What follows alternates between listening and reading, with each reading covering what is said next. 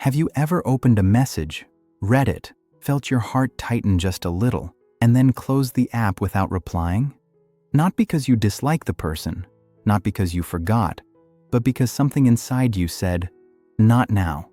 If you've ever done this, stay with me, because the psychology behind it reveals more about your mind than you might think. This is the psychology of people who read messages but don't reply right away.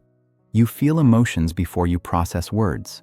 Some people don't delay replies because they're careless. They delay because they're emotionally sensitive.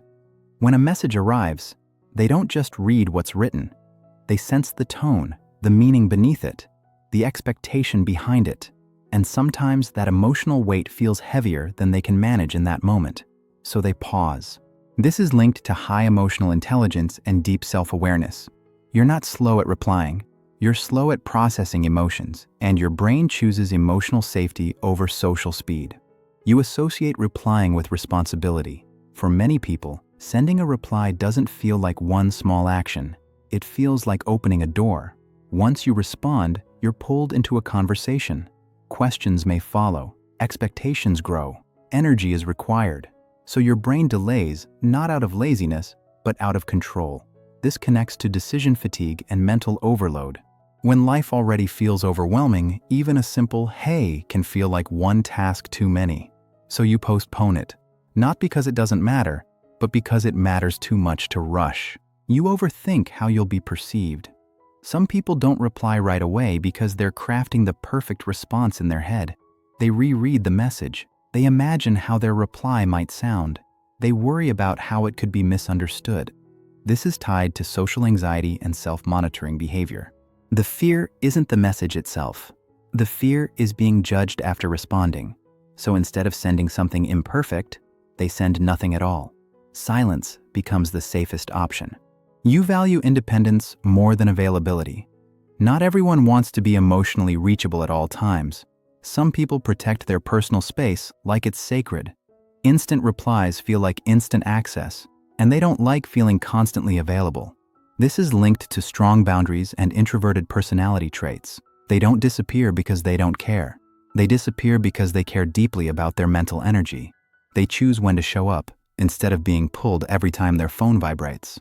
You learn to cope by pulling away. For some people, delayed replies are a defense mechanism. If you grew up feeling overwhelmed, criticized, or emotionally unsafe, your nervous system may associate interaction with stress. So when a message arrives, your body reacts before your logic does. Your chest tightens, your thoughts hesitate, and you pull back automatically. This is connected to avoidant attachment patterns. You're not ignoring people. You're avoiding emotional overload, even if you don't realize it.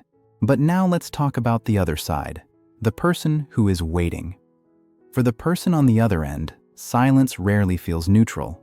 When someone sees red with no reply, the brain fills in the gaps. Did I say something wrong? Did I upset them? Did I matter less than I thought? This is the brain's negativity bias at work. It naturally assumes the worst when information is missing. The waiting person doesn't see your overthinking or emotional processing.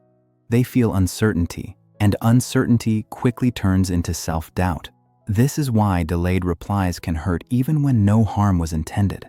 Now here's the twist most people overlook.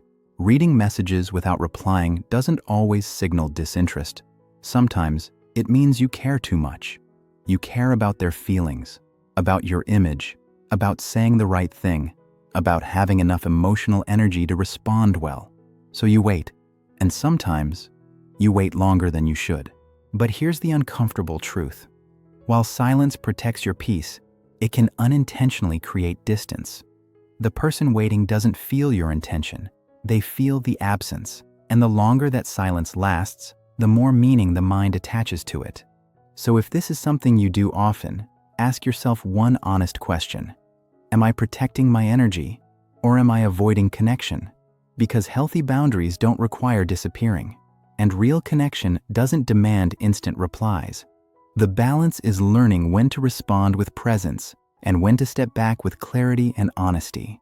If this felt a little too accurate, you're not alone, and you're not broken.